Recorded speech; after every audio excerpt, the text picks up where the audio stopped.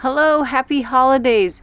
As you can see here, I am in the holiday spirit. This is actually a video that I did several years ago, and I want to share it with you again so you can bring in the holiday spirit for your clients. I also want to share with you towards the end a way so you can actually make money with your photography without discounting your imagery. In today's video, I'm going to share with you how to get the Christmas spirit, the holiday spirit into your life so you can photograph with some fun bokeh. It's really about sharing with your clients some holiday spirit so you can make them smile. I got a couple questions during the workshop. So one was, what lens should I use? Well, if you're indoors, it's really good to have a macro lens if your subject is close up to the light or the bokeh that you're working with. Because the closer you get to your subject, the more out of focus you'll have in the background. Another question that I got was, what f-stop do I use? Well, that's a great question too. I would make sure that the actual main subject is in focus and play with that. So my suggestion is for somebody that has never done really this kind of work, I would start with the 2.8 and start shooting with higher numbers until you could tell that the bokeh is not working. So just test your equipment. You may like something with a higher number or less number. So just go for it and have some fun.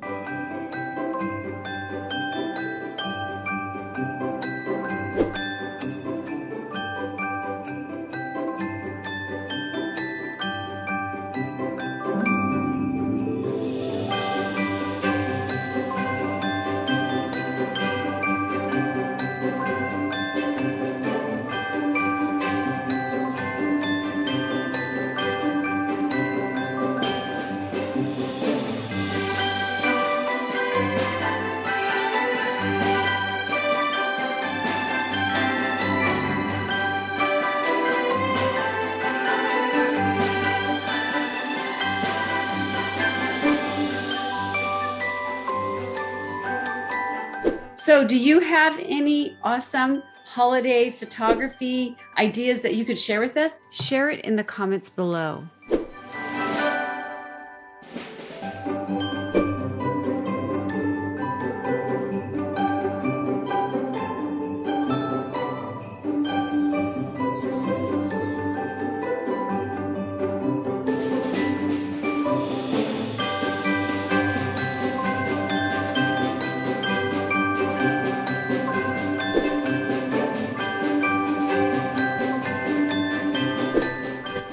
All right, let's share with you some post-processing with bokeh. So since I did it a little different this time, I wanted to make sure that my candle and my wreath was exposed at different exposures. So here's the first image, here's the second, and you'll see my mask. This is the original image here, but it was just a little too dark. I just wanted this area, so I just added a little bit of darkness. And then I really liked the way this had a flare to it. I like the candlelight flare, so you can see that really overexposed, but I was just grabbing this area right here at the top. Then I brought my bokeh in, and I was bored with the candle. I wanted something different. When I did my search, I didn't want to be like everyone else, so I added some bokeh, you could see, just onto the candle. And then I started to add it to the background. And you'll see that I did that several times just to get a feel of what I wanted. I wasn't feeling it, but I liked the inside of the candle. So I wanted to brighten it up a little bit and give it some dimension. So I went ahead and did that. And I used Nick. This is where I use Nick to just bring out some, change the color up a little bit. I made a stamp here, you can see, so I could go ahead and play with a little bit more with my midnight, just bringing it down a little bit, just to look at the colors. And then I went ahead and you could see that my candle was, I wanted it to poke out a little bit more, so I fixed that. Then I brought my levels up so we could actually see the bokeh. And then I toned down the candle. The next thing that I have to do now is that I really do like this, but I noticed there's a lot of blue in here, which is part of a flame, which I get. This is blown out, but I've been debating about this blue a little bit. So that's my next step for my bokeh, but I'll tell you what I really love.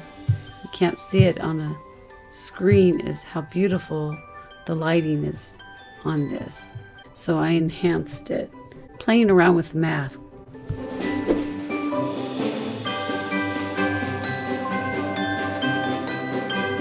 Now, another suggestion that I really highly recommend is don't just share your work off and just throw it out on the internet. What you need to do is create a story with your photographs so your clients can connect to you. Okay, now you have your image ready, or you may already have an image that will actually attract your ideal customer.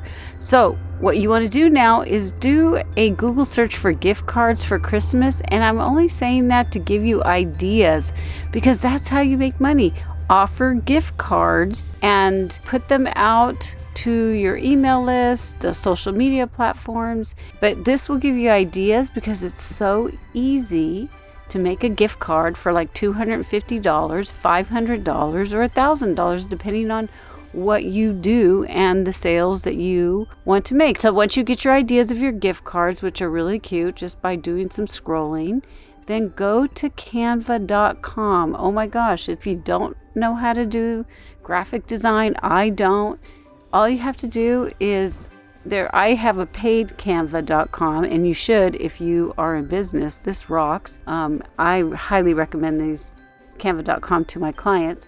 So I'll just put in gift cards and we will see what it comes up with. I'm just doing this live. I have not pre-done this. Look at this. It's right here. You can you can put the new picture that you did and add a holiday spirit. Oh, here, look at this one has a card. But anyways, let's just do this. See how I'll just share with you this one. But look, you just took a shot. I shared with you how to make an amazing, beautiful image that your clients will love. Here's right here, super easy. We will customize this one real fast. I'm just going to share with you. I'm going to add a 250, and then now it's PhotoBizMethod.com. You put yours, and boom, you've got a gift card. If you would like to give yourself an amazing gift, go to PhotoBizMethod.com and click here if you'd love to have a coach so you can have a successful photography business.